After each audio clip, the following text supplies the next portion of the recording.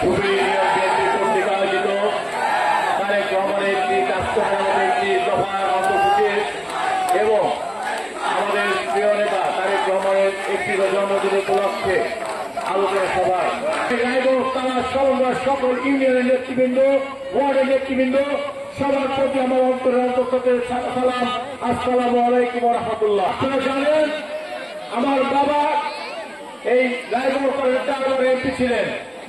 এই 4 বার থাকা অবস্থায় ওনার অসমর্থ কাজগুলো সম্পন্ন করার জন্য আমার বিশ্বাস আমার তৃণমূলের কর্মীবৃন্দ আমাকে দেখতে চায়। স্মরণ করি স্বাধীনতা ঘোষণা মেজরিটিয়াকে, সেই সাথে আমি স্মরণ করি আমার নেতা তারেক রহমানকে। আপনারা জানেন এই রায়গঞ্জ সংগ্রামে একজন প্রার্থী। আমি শুধু একটি কথা বলতে চাই যে আমি আমার নেতা তারেক রহমানের প্রতি শ্রদ্ধা রেখে যে আমি কিন্তু কোন বিদ্রোহ করি নাই। আমি আপনার সম্মানের রাস্তা রেখে আমি কিন্তু আমার অবস্থান থেকে শুধু একটি কথা বলতে চাই যে পূর্ণ তদন্ত রিভিউর মাধ্যমে আপনি আরেকটিবার চেষ্টা করবেন আসলে কাকে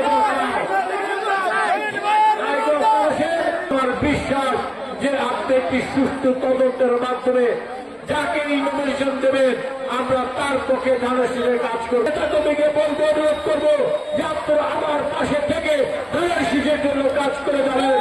এটাই হচ্ছে আপনাদের প্রতি আমার এবং আগামীতে আমরা ধানের শীষের পক্ষে যদি আমরা জনগণের কাছে যেতে না পারি, যদি আমরা তারেক রহমানের 31 দফাকে জনগণের মাঝে বোঝাতে না পারি, তাহলে কিন্তু আমাদের জন্য একটি কঠিন দিন ওয়েট করছে।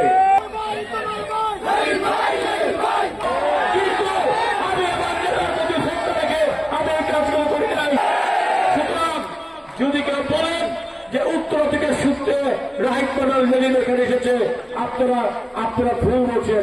আমি 2018 সালে আমি ঢাকা থেকে গ্রেপ্তার হয়েছিলাম। সুতরাং একটি কথা আপনারা মনে রাখবেন যে আপনারা আমাদের সাথে রাজনীতি করেন। আপনার কাছে একটি অনুরোধ, চূড়ান্ত মনোনয়ন না দেওয়া পর্যন্ত